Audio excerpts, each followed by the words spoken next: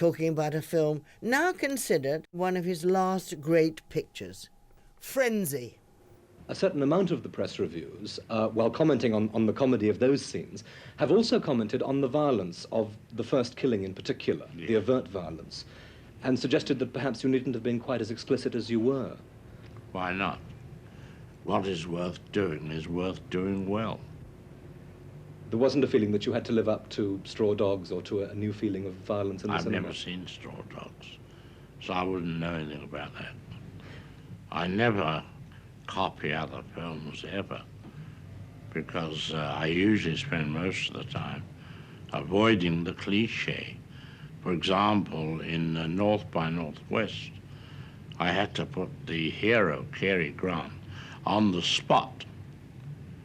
So the cliche would have been putting him under a lamp, wet roads, a pool of light, a black cat slithering along the wall, a face peering from a window, and a black limousine coming along. And I decided against all that as being the worst kind of cliche for this scene. So I decided to do it in the open, bright sunshine, without a tree or a house in sight. And then out of nowhere comes a crop duster and chases him around. Well, immediately that has now become a cliche, because the next time you saw it was in a Bond picture, when Bond was chased by a helicopter. Then you saw a French picture called That Man from Rio, where a man is chased by a motorboat. Then in a later film, you saw a man chased by a car. So what was once the avoidance of a cliche has become a cliche. I don't think anyone would doubt the tremendous influence you've had on other films and other filmmakers, but this, in fact, is the first film that you've made in England for something like 20 years. That's right. What made you come back now? The story lent itself to that occasion, no other reason. But now you've cast this film with a great many distinguished character actors, but no stars. It wasn't necessary. I thought that the story would benefit by being a little more realistic, especially in America, where they won't know the people at all. Is there a feeling that the film will be your film and that you will be the star Entirely, of it? yes, sure. And that's the way you'd like it? Really? I think so, yes. Looking back on the film now, are you completely happy with the way it's turned out? Pretty well, yes. It was laid out very meticulously to start with. And it followed the desired pattern. How much do you mind what critics do talk about in the context of your films? Well, they tend to talk about content rather than the treatment. And they worry about the content. I don't, any more than if I were a painter painting, say, a plate of apples, worrying whether the apples are sweet or sour.